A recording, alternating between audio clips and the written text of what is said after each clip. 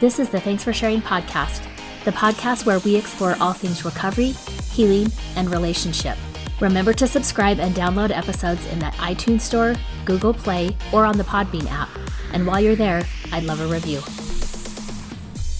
Hi everyone, welcome to Thanks for Sharing. I'm your host, Jackie Pack, and I've got Rachel Allen back with me for our third episode in the series that keeps growing. Now we're thinking it might be 5 episodes, but that's because there's just so much good things to talk about. It's true. Sexual health is expensive, right? Yes. We said that in the first episode. Right. So we got some questions after our last episode, or after, I don't know if it was after the last 2 episodes, but we got some questions from a male that were really great questions and some things to cover and to talk about. So today we're going to be talking about male sexual health and patriarchy and how all of that fits together. Yeah. So I'm just going to read some of these questions because I think that they were really powerful and kind of good to hear that these questions were even out there after our last episode. I went back and listened to our episode and there was a lot of, this is how we've set it up and this is what society currently looks like. Mm-hmm. And I'm hoping that with the next few episodes we can kind of answer, so what now? Right. And that's what some of these questions are asking. So the first one, well, I'm going to skip around. So the first one that I think would be good for us to address is, although there are certain examples of overt criminal misbehavior as a result of patriarchy, there are a lot more subtle and unconscious things. The biggest problems can be caused by the unaware but well-meaning behavior of ordinary men and women who often don't realize they are making mistakes while harming others. How do we combat the unconscious false messages about sex? Yeah, I think that's a great question because I think after the Me Too movement, and there is a question more specific to Me Too movement, mm-hmm. but I think the Me Too movement found a lot of people having these discussions, and men particularly, saying, well, I don't want to be that.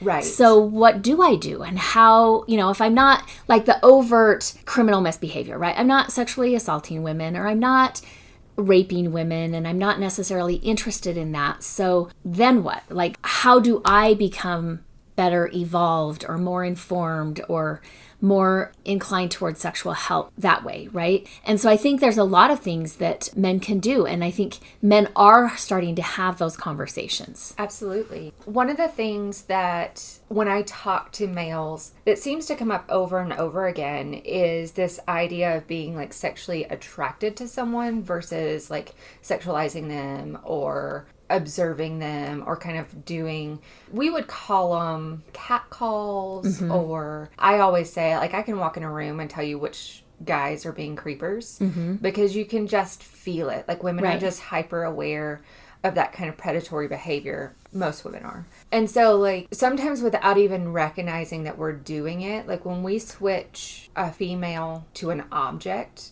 especially to a sex object in our brain, like, women know that. Right. And it's not, I think that those become like the more subtle things, right? Like when we say something that could be completely appropriate in one context, but extremely inappropriate in the other based on how we're saying it, our own body language, our own tone inflection. Those are the things to be aware of, I think. And I think both of us work with our clients saying, male clients particularly, saying it's not abnormal to notice somebody you find attractive. Right. Like, our brain is constantly scanning the environment. Right. And we're going to notice attractive people. We're going to notice unusual behaviors. We're going to notice things. It's part of our, like, the survival skill, right? That's always scanning the environment. So there's a difference between noticing somebody who's attractive and sexualizing somebody. Right. Like a perfect example. If you see a female running on the sidewalk, she's not running for your benefit. Right. She's running for hers. So keep your eyes on the road. It's safer right. for everyone. Right. Well, and also, I mean, I think where do we cross those boundaries, right? Like noticing somebody that you think is attractive isn't necessarily a boundary violation. But when you start undressing them in your mind, or wondering if they're married, or wondering what they're like as a sexual partner, or like now you're intruding into their personal life without an invitation, without consent to do that. Mm-hmm. That's crossing a line, and that would be moving them into a sexual object rather than a human being. Right. I think some of the other like more subtle things, Like, I often, like, some of the things that we just kind of throw out there in society that I think can be really damaging is that boys will be boys. There's a t-shirt out there that if I had a son, I would buy it for him. But it says, boys will be well-behaved humans. And I really like that because the truth is, like, I know a lot of really respectful, very appropriate men in my life. And that group of men in my life were kind of like, wait, what? With the Me Too movement, because they wouldn't have even thought to treat women that way or thought to think about women that way. But I do think that we have this, like, idea that, you know, when little boys are picking on girls and we say, oh, that's because he likes you. Right. No, that's inappropriate behavior, right? So, like, that would be some of that. Let's teach them how to be appropriate, how to be, you know, maybe if they really do like this little girl, they're not picking on her. And they're being nice and they're verbalizing that. As boys get older, we do a lot around, you know, boys are just sexual or they can't help themselves. Like, we talk to boys about sexual things without actually talking to them about it. Like, we'll make jokes about masturbation. We'll make jokes about, like, the girl that likes them, which then puts a lot of focus on a boy's sexual prowess, which may not even be something that they're interested in. Right. And it also does damage. I mean, we've worked with plenty of male clients who maybe were slower developmentally there, right? And so maybe they got pressure from family or church leaders or friends about liking girls, but they were just interested in sports at that point, and it made them question their sexuality and, like, why am I not interested in this? And it had nothing to do with just their development, was like their interest was baseball or basketball or whatever, and that was still healthy development, but because they weren't sexual, they felt other, right? Like, I'm not part of that male group, and what does that mean about me? Right. Some of the, like, sex and violence that gets intertwined in our culture, like, I think that that's one of those things that we have to be aware of. It's funny, again, you know, we talked about in the first episode that I'm the residential nerd. It's funny because when I first watched the movie Iron Man, like, I was just as upset about the women dancing around Tony Stark on stage as I was the violence. Like, and to the point that I kind of said, like, why did we need that? We didn't need that. That didn't add to the movie. To which my husband responded, well, Tony's the playboy. And I said, right. But every little boy wants to be Tony Stark. And you know, well, and this totally feeds into my podcast, but Tony Stark and Cap are both sides of a toxic patriarchy. Like, Cap thinks that women can't do things, and he falls in love with this woman who's very capable, and she kind of puts him in his place several times because he keeps kind of stepping over that line. And then Tony Stark has no regard for women or their feelings, and Pepper gets ran over multiple times. She becomes the CEO of his company, and he still kind of treats her as side fiddle. Right. And so I think in that regard, we just have a lot of those messages. Yeah. Right? Like, men are to be cool sexually, to dominate sexually. Like, Tony Stark and Captain America in the Marvel world are kind of presented as ideal men. And they're not my favorite. Right. Yeah.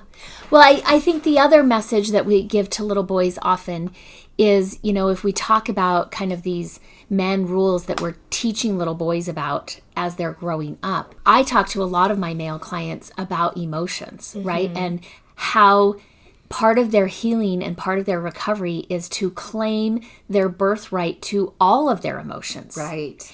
And often society boils that down to men can have sexual desire as an emotion and men can have anger as an emotion. And sometimes those two things fuse. Right. But even if they don't fuse, those are kind of the options we give men. Is you can have sexual desire and express yourself that way. You can be angry and express yourself that way. And I will tell men, like, you have been robbed, because there is so many more emotions that bring a richness and a depth to you as a person that have been labeled as girly.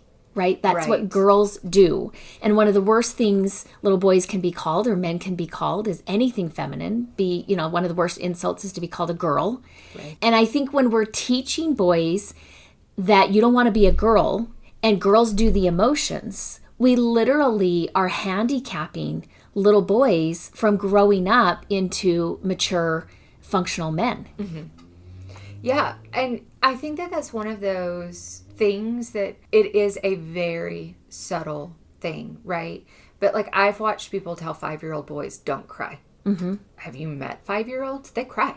Right. A lot, right? They fall and skin their knee. They're going to cry. Yeah. Like and so developmentally that's appropriate, but we start very, very early for boys cutting that off. Uh-huh. We also tend to force boys to channel things away from the arts, right? Like in our culture, which I think is super interesting, but in our culture specifically, we don't like boys to like paint or draw or really even be in theater or dance. Or theater or dance or anything in that kind of art world. We don't, cooking, right? Which is interesting also because some of the greatest writers, dancers, painters, sculptors, actors are all men. Chefs, right? They're all men. That's not entirely true. There's a lot of them. There's a huge percentage of them that are men. You know, like when you think of when you think about the Renaissance, they're male artists typically. Yeah. I mean, also, I talk to my girls about how anonymous throughout history was most likely female. Right. So we don't really have the females who were doing stuff at that point because they either went under a pen name or went under a male identity or were just anonymous. Also, there's a whole like cult belief that Shakespeare was a female and was written by a female and just gave it to Shakespeare to put out there in the world. I'm not aware of that. Okay. Anyway, so that being said, like I think, you know, we have this tendency to narrow that scope for men, and those are some of the subtle things that we do, like even in the way that we tell men to dress and the way that we tell men to show up. Like one of the things here, particularly in our culture, that I think is really interesting is how like men have a uniform. Like here in Utah, you mean? Here in Utah specifically. And this happens kind of like culturally, like in the Southeast, men also have uniforms. I think it's a little bit more diverse, but like you can tell that someone's from Utah, even from outside of the state, by their haircut. They usually don't have facial hair. They're very polo and jeans or white button-up shirt. Like it's a uniform. And there doesn't seem to be a lot of allowing for exploring for that for men.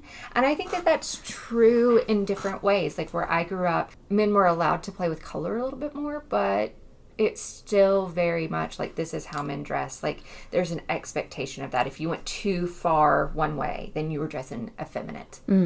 And so, you know, there's just some of those things that we expect, I think, of men. And often they're unspoken. And yeah, but they're very unspoken. clearly understood. Yeah. I also, when I'm doing presentations, I'll say, let's say that we've got, you know, maybe an 18-month-old who's maybe not mastered walking, but they're walking, they're figuring out running, not so good. Sometimes their head gets a little bit ahead of their feet or different things like that. So let's say that we're watching this 18-month-old go down the sidewalk, they fall and they hurt their knee. And let's make the gender of that 18-month-old a female. What typically is our response is to say, come here, let me kiss it better, I'll give you a hug, right? Like whatever that is, we're literally inviting them into a relationship with us and telling them you need this connection. If you're feeling sad, you need a connection. And if we change the gender of that 18-month-old child to being a male, oftentimes that alone will change the response, right? 18-month-old skins their knee, kind of gets upset, and we say, jump up, bud. You're okay. You're tough. You're strong. Keep going. And we're literally saying to him, you don't need connection. You don't need relationship. You're fine on your own. You've got this. And then we wonder why men struggle in relationships so much. Right. And I think if we changed our approach to that and we're more aware of how we are socializing and conditioning little boys, right? Little boys. and starting to teach them that they also need relationships and that they are relational. And some of that means whether you're a church leader to them or whether you're a coach to them or you're their dad or something like that, like you are talking to them about how they feel. You are talking to them about what they're interested in and how that makes them feel. And you're giving them that permission to feel a wide range of emotions instead of really narrowing those emotions down. Right. Well, and I think even like being aware of how boys and girls interact, right? Like if you have a group of boys that you're taking somewhere, maybe you're teaching them how to cook. Maybe you're teaching them how to sew on a button or iron a shirt. Like I think that some of those things are completely appropriate for men to know. And that in and of itself helps promote some of that balance that is good for them, right? Like it takes away some of the stigma of like, oh, I don't do that or I can't do that, and really gives them some self-efficacy. Like I can do this and it's fine for me to embrace those things, and that's good. Right. That's great. I remember being, when I was getting married and being at one of my bridal showers, and it was the one that my husband's side of the family was throwing. And, you know, they were kind of getting to know me and asking me some questions. And his one aunt asked me something about like, what day is going to be your ironing day? And I was so thrown off by that question. I was like, my what day? And she was like, ironing. And I was like, you mean ironing clothes? And she was like, yeah. And I said, I don't think I'm going to have a day for that. Like, if I need something to wear and it's wrinkled, I'll iron it. And she was like, but what about my spouse? And I was like, well, I'm pretty sure he knows how to use an iron. Like, I'm not, like, if he's in a hurry and something needs to be ironed, I don't mind ironing. So I'll help you out. But my husband also does that for me sometimes. Like, oh, you need this ironed? I've got a minute. I can go iron this, right? Like some of those very stereotypical gender roles that we perpetuate, I think we have to start questioning those. Right. And I think men have to start owning some of those because it's good overall for their balance and their well-being if they can be a functional person who knows how to do those things. Absolutely. You know, it's funny. My great-grandmother was the sassiest woman in my life. Like, I just love her so much. But when we were little, my dad was complaining that my mom never cooked. And my mom had a full-time job. She was a terrible cook. She's gotten much better now. But she just didn't learn how to cook. That was not in her, like, wheelhouse of things that she really desired to learn. She doesn't enjoy it. Like, to cook is to get food. That is kind of her thing. But my dad actually enjoys cooking. But he was complaining to my grandmother about the fact that my mother never cooked. And she said, well, you know how to cook. And he said, yeah, I do. And he was like, yeah, so she should, right? And she said, then I don't think she needs to.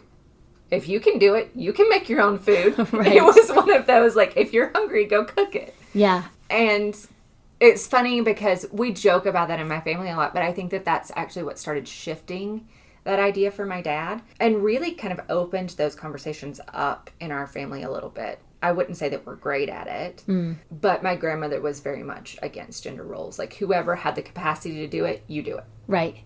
I've talked to people before about me as a parent, and sometimes, like, I don't know what you know, how I would be different as a parent had I had, like, 2 girls, 2 boys. Like, I have 4 girls, right? And so I think my girls have had a unique experience being the only gender we had, really. And so, like, if we needed help on something, or if my husband was doing a project and he needed help moving something or lifting something, like, he came and got me, and he came and got the girls as they got older, because that's who was available to him, right? So he was just like, come help me do this, and we would go help him do that. And that's how my girls grew up. They didn't know, right? They weren't getting some of those gender messages about what girls do and what boys do, because this is what we had. And even in my family growing up, like, we didn't really fall into some of the stereotypical gender roles either. And I think part of that is we had a single mom. And so we had 3 boys and 3 girls, and we rotated mowing the lawn as much as we rotated cooking dinner and doing dishes, because with 6 kids and a single mom, like, everybody's going to have to be involved in that. So there might have been part of me who didn't stick to some of those gender roles because that's not how I was raised. But I think also my girls have talked to us, my husband and I, before and said it was a little bit startling when we started to get those gender roles the older we got, like, young women, young females, right? Like 10, 12, 13, that, because it just wasn't what they grew up with, those messages. And all of a sudden they were being told, well, girls can't do this and girls can't do that. And they were like, what? Who? According to who? Because in my family, we do all of those things, right? And so I think also with boys having, whether it's with girls or whether it's with boys, I think we really have to look at the stereotypes that we traditionally have held and what the limits of them are in our current world. Yeah. That kind of leads to this next question, which I think is really powerful. It's, how do I examine an unhealthy history of patriarchy in my own life and adjust for me psychologically as an adult to promote a more healthy sex life? So I think that this is one of those, like, one, you've got to get really comfortable with male privilege, right? There's just some things that men need to be aware of. And I ran a men's group a couple of years ago, and we were talking about privilege. And privilege is one of those things that it's a buzzword, right? Like you throw it out there and all of a sudden, like, you've thrown gasoline on a fire. But we were specifically talking about male privilege, and I was the only female in the room. And a couple of them kind of balked at that. To which I responded, okay, so what is it that you guys do every day to keep yourself safe? Like, what are your thought processes? Like, what do you do? And I think they said, like, lock their doors and, make sure that the lights are turned on at night or something.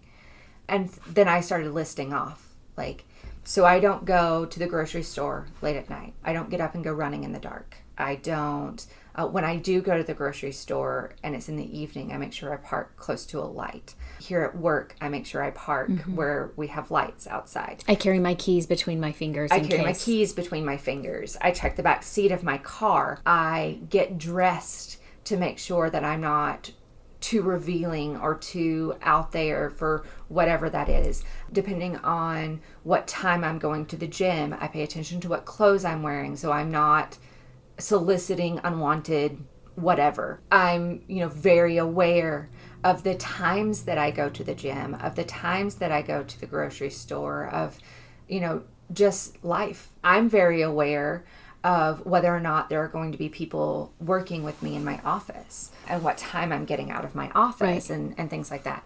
And so, like, there was a list, right? And there are huge lists that women go through on a daily basis to, quote unquote, keep themselves safe.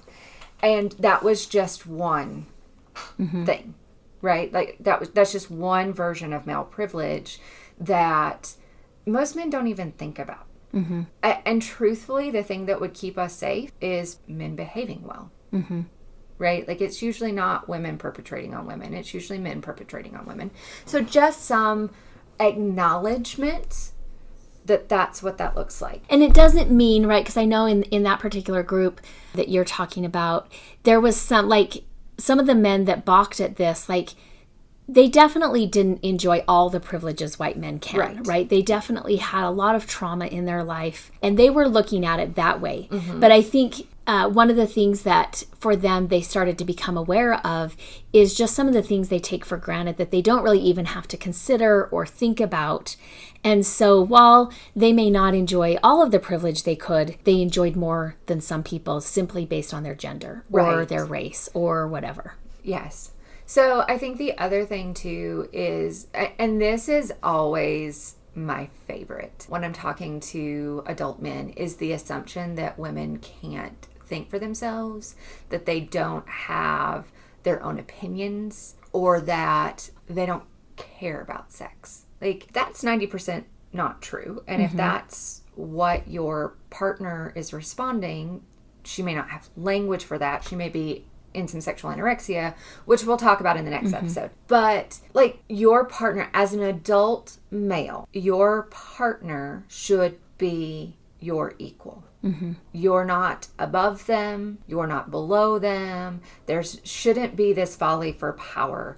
your partner should be your partner. And I'm talking specifically towards heterosexual males, because I think we have the hardest time understanding that in heterosexual relationships. One of the things John Gottman actually talks about, and I can't remember what book it is, it just left my head, but he was talking about, like, in order for relationships to be healthy and enriching, like, males have to be able to take influence from their female partners.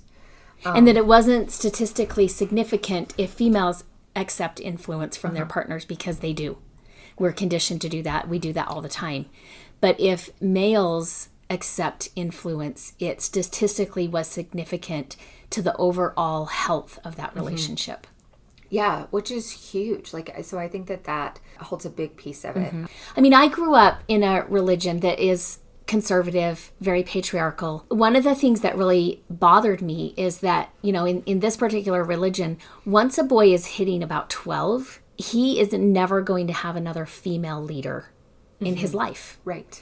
And what is that saying to him, right? Like, intentional or not, that boy is learning something about who he listens to and who leads him. And much more often in religion, in my religion, it did happen, where women could lead women and men could lead women, but only men could lead men. And again, that is very reminiscent of that patriarchal structure. So for men who are, you know, listening to women, there was a study done, it was in the STEM field, the science and technology field, and they submitted an application. And it was the same application. One was under the name Jennifer and one was under the name John. And the resume was exactly the same, right? And Jennifer's resume was deemed to not be as credible or what they were looking for. But John's resume, they really went after him and offered him a nice salary to try to recruit him. And all that had changed was the gender name, right? Like Jennifer versus John.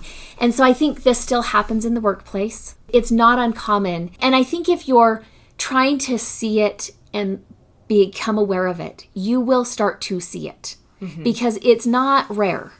Right. And so, you know, if you're sitting in a team meeting and a female may offer something and nobody really picks that up and does much with it, but then a couple minutes later, the man says some version of what she had just said, and it gets a lot of traction and it gets talked about and he's credited for the idea. And she's just like, okay, never mind. Or she may not even be aware that, like, hey, that was my idea. You know, we know that both men and women interrupt women more often than men get interrupted. So I think being aware of that. Also, the whole mansplaining thing. And I know men sometimes get really defensive and offended when we're talking about mansplaining, but it's a thing. And when you start looking for it, right, mansplaining is just that basic, like a woman's talking about something, she knows what she's talking about, and then he picks up and tries to explain it to her as though she doesn't get it. You know, I mean, on the internet, there's been a lot of examples where, what was it? One of the women who, like, she was a scientist and had done this whole project, and some guy was mansplaining it to her. Please explain this to me. Yeah. It's a book, but she mentions that she just wrote a book about whatever the subject is, and he goes on about this great book that he just read, and she should read it because it was great. And her friend goes, that's her book. Yeah. And he couldn't even believe. He couldn't, like, wrap his head around the fact that he was talking to the author. Yeah. And just kept telling her about this book. Yeah. So, you know, I mean, when you start to look for those things, you will see them.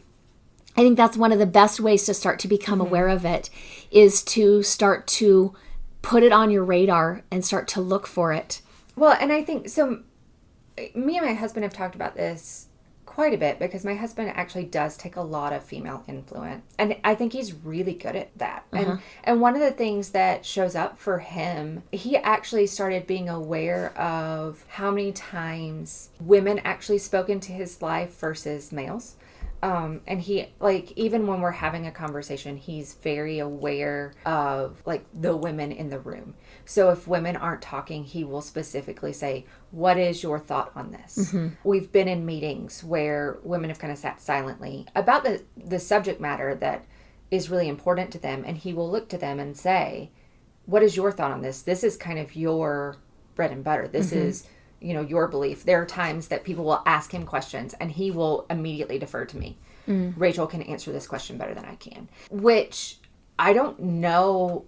Like, I'm so used to that, but I don't see that in other relationships very often. And I will often see husbands talk for their wives, which is not a partnership. It's not a partnership, but there's also some of that, like, be aware. Just call some awareness to that. And I know that we're talking a lot about, like, social constructs, but all of that plays into sexuality, right? Like, if you can't allow your partner to be equal and present in the world, then she's not going to feel equal and present in sexual health. Like, those things carry over. So bringing some awareness to that, I think, is really powerful and important. One of the things that I think is really powerful in the bedroom specifically, since we're talking about sexual health, is being aware of what your partner wants and needs. It's not just about your needs or your wants or your desires, but what does that look like for her? What does she need to even get there, right? And the fact that she may at first not know, whether she doesn't really know what her needs are or is uncomfortable saying that because she doesn't want to be that bad girl. And you've got to still say in your head, I don't know. She hasn't answered this for me. And so I'm not going to fill in the blank for her.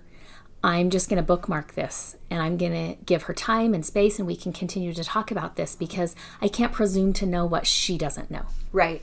I think there's that scene in When Harry Met Sally when she fakes the orgasm in the restaurant. And that was such a powerful scene, and yet it still happens. Like, women still fake their sexual desires because they either don't know what their sexual desires are, they aren't comfortable with that, they want to make their partner feel good, but faking doesn't actually make partners feel good. Well, and you and I mean, we do get, it's not the majority of our clients, but from time to time we do get clients in who have never had an orgasm. Right. And their partner does not know that about them. And we have to break that apart and look at that for them and talk to them about that. And how do you bring that up with your partner? So I think for her to fake it is not going to work for him. And it is for him to look at that and say it would be an insult if she doesn't show up as who she is. Right? That's not good for me either. Yeah. I think also one of the things I was going to say about this is, when it comes to the male-female dynamics, I think most often for men, you have gotten messages about knowing more, being able to do more, whatever that looks like, right? And so you're going to have to be checking yourself on that. And I will say, I think my husband's fairly good. He grew up in a house of boys. He had one sister. And then as he's, created his family with me, it's a house of girls. So he's kind of went from one extreme to the other extreme. Right. And I think he's done a fairly good job of finding the balance for him. And yet he will even say, sometimes still I make a mistake or I don't get it. And he's open to me talking to him about that and him seeing that. And it was a couple years ago, one of my friends had called and confided something to me. It was a neighbor. And at the time she had asked me, she called me because she knew I was a therapist and she specifically wanted some advice about how to handle this situation with her children. And her and I had talked on the phone. She had told me, you can tell your husband, but please do not tell anybody else right now. I want a day with my children before this becomes common knowledge in the neighborhood. And so I called my husband. I was actually out of state at a training. And so I called my husband and just said, hey, here's the deal. Here's what happened. She doesn't want anybody to know. And particularly, she did not want the local ecclesiastical leader to know. And there were some reasons why. He was pretty, he took his leadership role very seriously and thought he knew better than women. And this neighbor was a single mom. And so I said, she knows eventually he's going to need to know, but she's not prepared for that today. And, so he and I kind of talked about it. I got off the phone. I went back into my training. I had stepped out to take the phone call, went back into my training. And maybe a half hour later, I get a text from my husband saying, so the ecclesiastical leader knows. And I was like, what? How? You and I are the only people who know. And he said, well, her next door neighbor, she had told him. So He knew, I knew, my husband knew, and then the neighbor knew, right?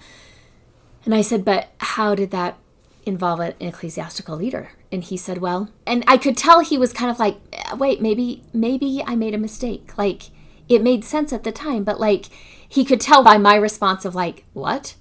That he was like, oh, maybe I messed up, right?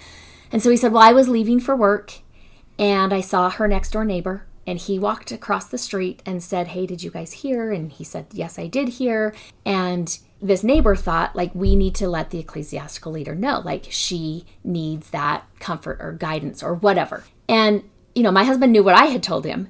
And he was like, well, I mean, I think eventually, and he said, and he was just like, no, like, he would want to know, and he would feel bad if he didn't know right away, right? If we knew and he didn't know. So this neighbor had called the ecclesiastical leader. And I said to my husband, why do the two of you think you know better? She's 40 years old. She has 4 children. Why do you think that the two of you know best for what she needs and what is best for her when she specifically said, this is not what I want?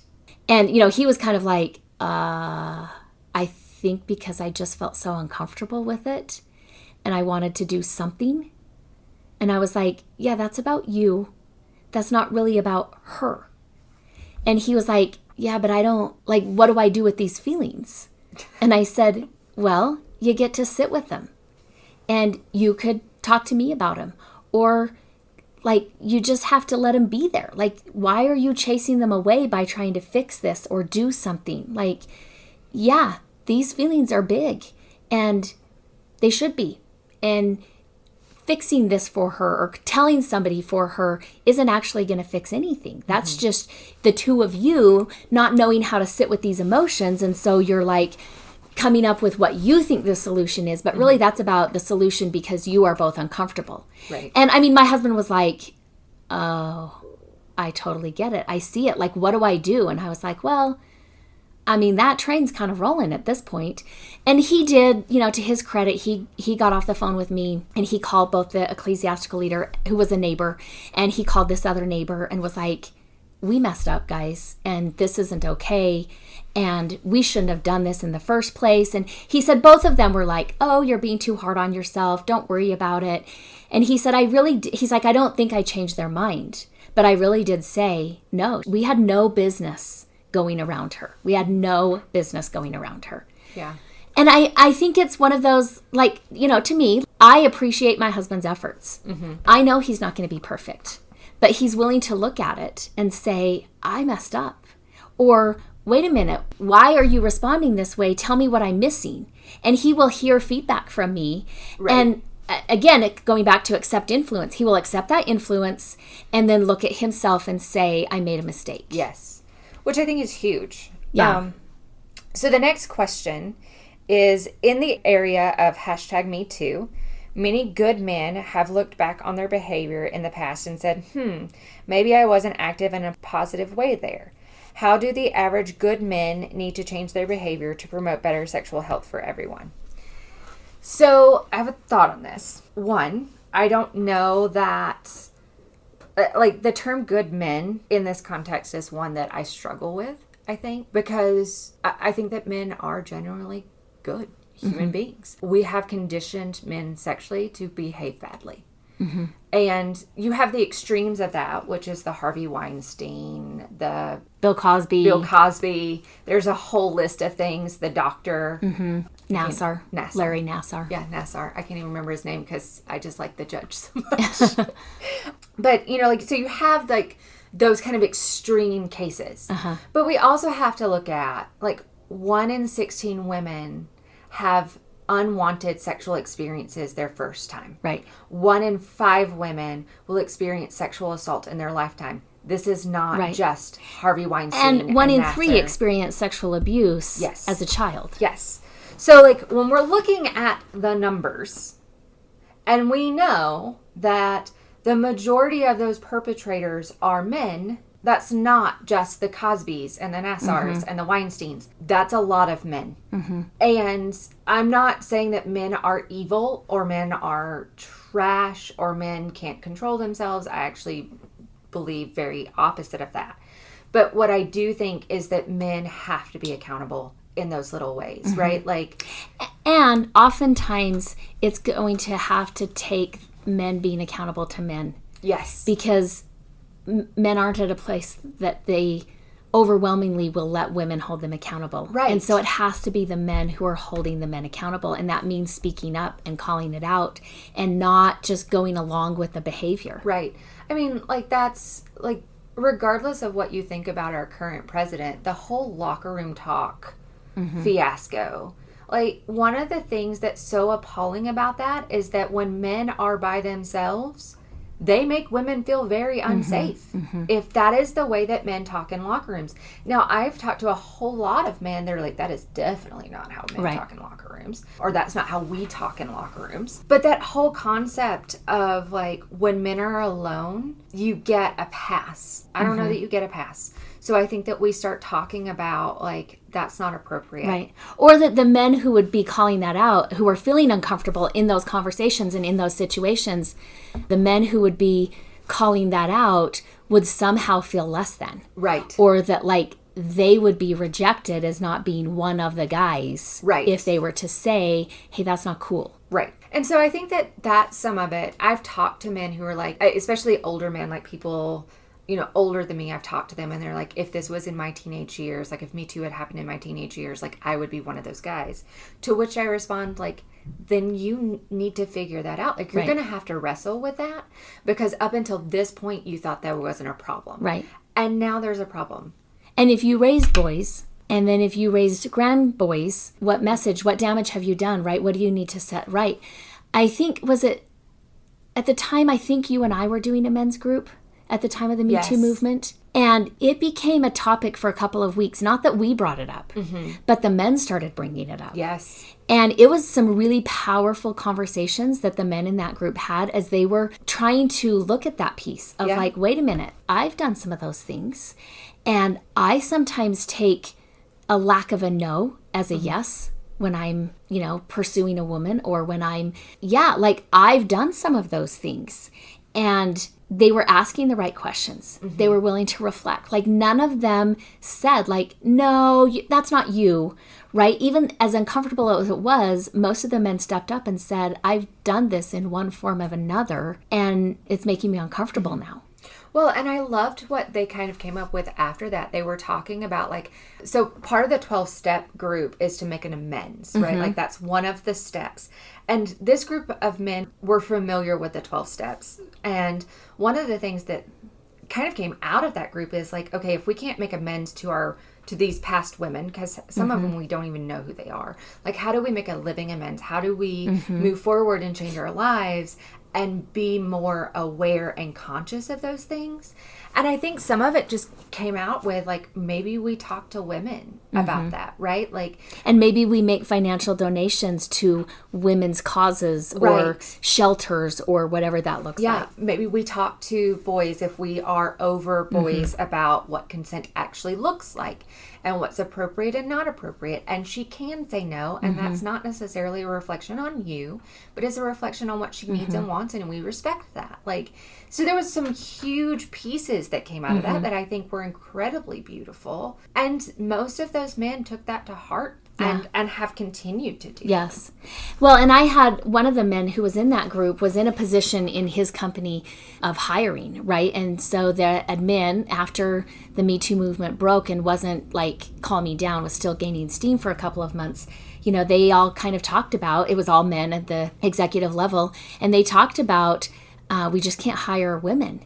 And I remember him coming into a session and saying, this is the discussion. I didn't say anything, but I need to talk to you about how what do I say, and how do I go back in and say, hey guys, that's not cool. Like, you can't just decide we're not going to hire women because we can't change men, and we can't punish women for speaking up about mistreatment.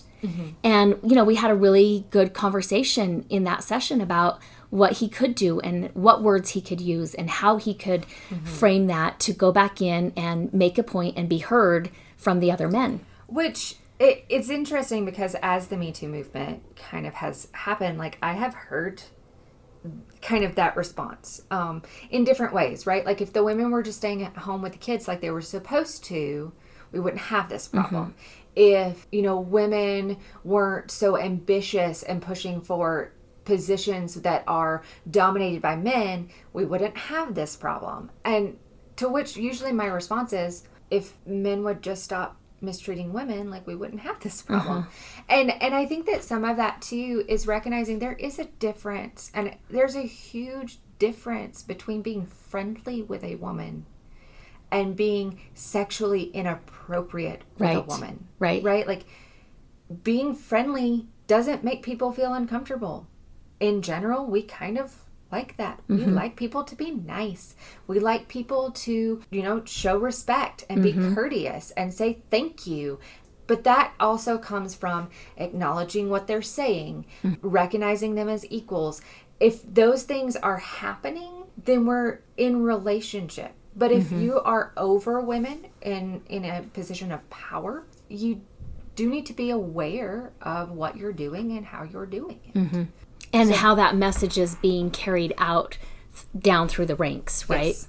So the next question, and this kind of ties to the last question, so I kind of want to wrap it in together, is if I'm a youth leader in a church, how do I teach about sexual health in the face of patriarchy? So I think that there are two ways to do this, and specifically right now we're talking about males. I would like to bring this question in next week when we're talking about females too. As well, yeah. I do think that this gets really complex if you're working as a youth leader in a church, because we like for our youth leaders to talk about sex in a very shut down, don't do it kind of way. Or we know you kind of have those desires, just please try to contain them until you're married. Yes. And so I think that youth leaders get the short end of the stick in what parents will, quote unquote, allow you to say.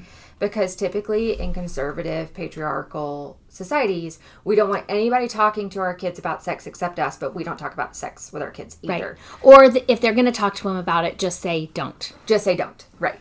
And we see that across the lines in terms of what sex education looks like in schools in conservative states versus more liberal states, or where churches are more powerful, tend to be more conservative, and abstinence-only sex education tends to be at the forefront of that. So I will recognize, and I have complete compassion for, if you are in a youth leader position, you are in a sticky situation. I think there's a lot that you can do to empower parents to talk to their kids, and what your state of being relational with the parents is super helpful, I think, in that, and saying look, this is what healthy sexuality is. This is what we're trying to teach them. This is what we're trying to present. We would love for you to promote this at home, right? I think that curriculums are great for that. Gail Dines has some great information around how to talk to your kids about consent and porn and things like that.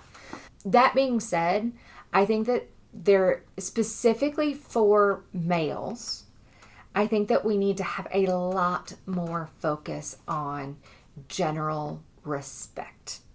Just respect one another, respect the females in your life. And not because they're your sister in Christ, or not because they're the daughters of God, and not because they're human, because they are equal people that deserve respect. I think that that's really powerful. Believing females when they come to you is huge. There is normal sexual teenage behavior. Just recognize that, right? There's some of that. But being sexually inappropriate or being dominating, I know that you have a few experiences where males were kind of being inappropriate, and you had to kind of put that in your line, because you did work with youth for a while. Right. And I mean, there was one I'm thinking of particular. I was at a youth activity as a leader, and both boys were there, girls were there, male leaders were there, female leaders were there. It was a boating activity in the summer, and we were sitting around talking, and I happened to be kind of the only female sitting there at the time. I was kind of making some sandwiches, and they were waiting for the sandwiches to be made. And so they were kind of sitting there, and there were a couple of male leaders and then a couple of boys, 16, 17-year-old boys. And the one was talking about this date that he had planned, and he and a friend, and how great it was and how funny it was. And they literally kidnapped the girls and made them think that they were going to be raped. And I mean, I'm like, just overhearing this, I'm like on fire, right? And I'm like, what in the hell are we doing? And I kind of looked at the 3 male leaders. They didn't say anything. And this kid just kept talking about it. And I stopped making my sandwich and I just turned to him and I said, I hope the parents of that girl have never let her go on another date with you again. And he was like, what? And I said, I hope her parents taught her that that's completely inappropriate and she should never go out with you again. And he like was offended at what I said. And he was like, well, no. He's like, I didn't actually rape her. And I said, right, but you thought it was funny to make her think that. And I said, that is such an inappropriate thing for you to do. I would hope her parents would take a firm stance in that and say never again, and that you would learn how inappropriate it was. And the 3 male leaders kind of standing there, like 2 of them kind of shifted like, oh, this is getting uncomfortable. And the one kind of backed me up and was like, yeah, she has a point. Like, I don't think I would want my daughter to have that experience on a date. And so, fortunately, one of them kind of joined in with me, but I kind of had to lead that. And I think just having those conversations, like I think sometimes male leaders in the church get a reputation for playing basketball and hanging out and getting ice cream.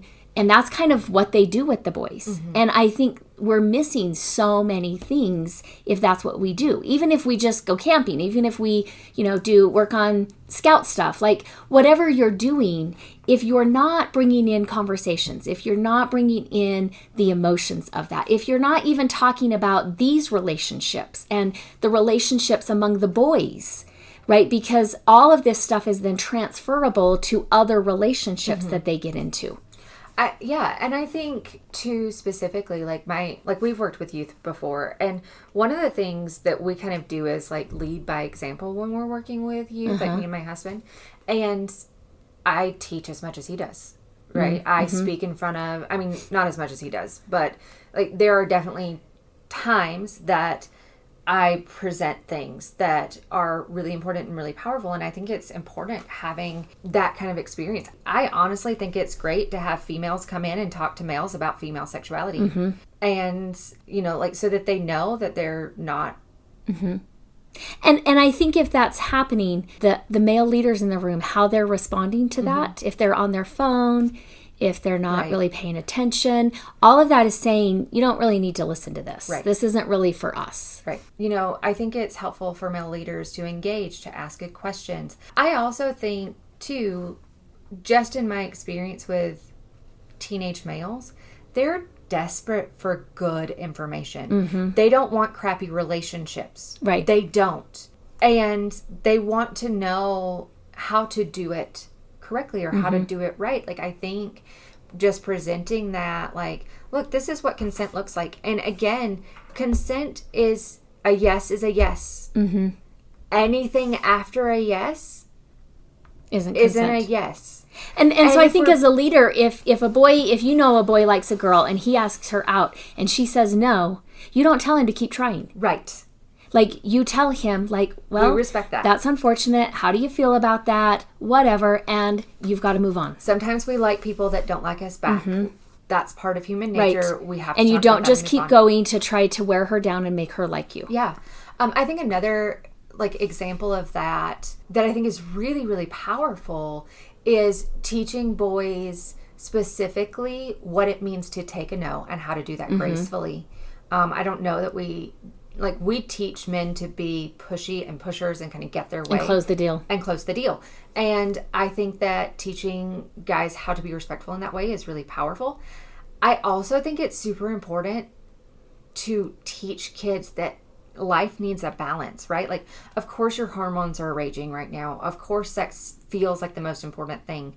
It's not. And we don't want to put more focus on that than is absolutely necessary. So maybe we talk about, like, how do we keep that in balance? How do we deal with that imbalance? And that's going to be, and here's the thing, like, healthy sex is not always what the church teaches. I think that I don't know that masturbation is necessarily a bad thing. and can teach us a lot of really great things about our own bodies. Doing it mindfully, doing it in a meditative kind of practice, doing it in a way of respecting ourselves, respecting our body, and respecting others can be very powerful. I don't know that we can actually talk about that in churches yet, hopefully one day. But we do have this vague idea that like masturbation is wrong, but there's actually not a whole lot of scriptural precedence for that. Or even like research that backs up that up. Causes problems. Right. And in fact, like sometimes it doesn't. Right. So like I think having open and honest conversations about like you're a teenager and you're probably going to masturbate. And instead of, you know, again, like I would empower parents to talk to about their kids to this too. And where's the healthy balance? Right. Like if you're masturbating to manage your emotions, probably not the healthiest thing, right? If you're depressed and you're masturbating to feel better, again, we've got some other issues that are going on and you're using this sexual thing to cover or to regulate that. Right.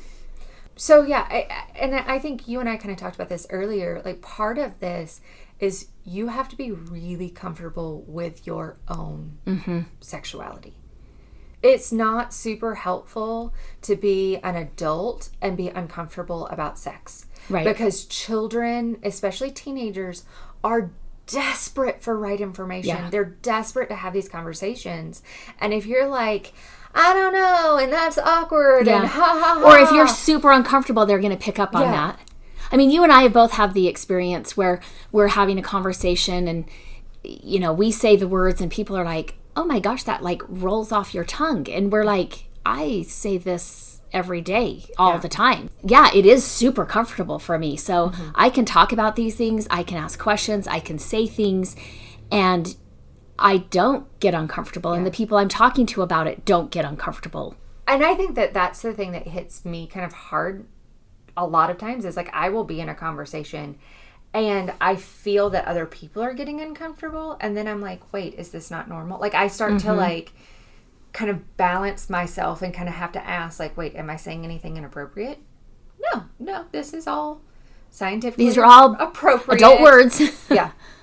And so, you know, I also think using proper language is really important with teens. Like, don't use slang. Don't try to be cool. Don't try to get in their space. Like, use appropriate language. Use appropriate terms. Let them come up with the slang. Let them be that, you know. But as an adult, you use the proper terms. Yeah. As an adult, use proper body parts. And just to be clear, when you're talking about the female anatomy, the vagina is the actual cavity. The vulva pretty is much hidden. Yeah. Not something people are going to see. No one ever sees that unless they're really, you know, your doctor. It's the vulva that's actually kind of the whole female genitalia. Like what we see on the externals. Yeah. Yeah. So let's start using that language appropriately too, because like we make jokes about vaginas all the time, or teenage boys do. It's not even the same thing. And I think that we need to get comfortable with that. Like, boys have more than one sex organ. Boys have more than one sex body part. Yeah. So do girls. So let's be aware of that. Let's start using that language. Let's make that common. Well, and also I think let's use it appropriately because it can be joked about in every situation, right? And I've had, I mean, several of my kids are in their 20s now. I've had a lot of teenagers over at my house. I hear how they talk. I don't get offended by it, but I usually will say like, hey, why are we saying that word? Like, or why are we making this instance a sexual thing with the language that we're joking? And it's not that I don't think that I change them and they don't do that outside of my presence, right? I know that they still use those terms outside of my presence. But in my presence, I want them to think about it. Like, we're not talking about anything sexual, and yet you just said something. Like, for example, I'll give you one. Like, one of my daughter's friends was talking about playing the guitar and how it was an orgasmic experience. And I was like, do you know what that word means? Like, are you and I on the same page? And she's like, just like a great use. And the way that we joke. And yes, are kids going to do that outside of an adult's presence? Yes. But what do we teach when we are there and we are overhearing that? Right. And I think, again, like, let's do some social appropriateness too in that. Like, it's very different, especially if you're like a mentor or a parent or a youth leader, to make like that's what she said jokes or to make sexual comments or sexual innuendos. Like, kids need to see that you can be appropriate with sex. It's fine to joke about sex. Like, I think that, you know, sex is extremely complicated, and it can be super helpful to be funny and joke about it and all of that. Kind of lighten it up. Yeah. But if that is all we're doing, and if that is the only in context in which we talk about sexuality. Or as an adult leader, if you're silent when they're doing that. Yes. That can be really destructive. Without even meaning for it to be, right? Like, kind of going to that question that we had earlier, like, what are some of the things that, like, maybe we're well-meaning, but we're making some destructive patterns or things. Like, that is one of those things. Like, I have no problem with joking about sex in the right context and content. I also spend most of my day talking about healthy sexuality and unhealthy sexuality, and I know that I can talk about that. Like, I don't, and most of the people in my life know that they can come and talk to me about that, right? Like, I get questions all the time, which I think is completely appropriate, and you're glad they're asking. And glad they're asking, and glad we're moving forward with that. So again, if we're just joking about sexuality, but we can't have these deep, honest conversations, that's very one-sided, and that's going to do some damage. If we're having these deep, heavy conversations, and we're not able to make light about the fact that this is part of human existence, that creates a lot of shame too. Right? Like, that goes back to the purity culture. If we're always talking about it being dark and dirty and evil and super serious and, you know, you can get pregnant and ruin your life, or you can, whatever, get someone pregnant and ruin your life, however that goes. One, I don't know that we should talk about pregnancy as a life ruiner. That's another topic for another day. But in and of itself, too, like, when we're talking about responsible, healthy sexuality, we also have to recognize, like, there is some creativity and there is some fun with it. But we also have to recognize what that creativity and fun is. Is it demeaning? Is it shameful? Is it, you know, making jabs at people sexually? Because that's also not appropriate. Right. Okay, at the end of this episode, I want to remind you that your story matters. Remember, there's something meaningful in every chapter. Don't wait to share your story until it's finished. Until next time, Jackie. The Legal Stuff. This podcast is solely for the purpose of information and entertainment, and does not constitute therapy, nor should it replace competent professional help. The Prayer of the Perfectionist. Nobody has time for perfection. We are pursuing progress. Help me to remember the only step I need to focus on is the next right step for me. Help me to remember that life is a journey. Help me to be able to separate all that I am learning from all that I have to do. Help me to remember that I am not alone. I can ask for help. Help me to strive for frequent awakenings, not mastery. I am enough. Amen.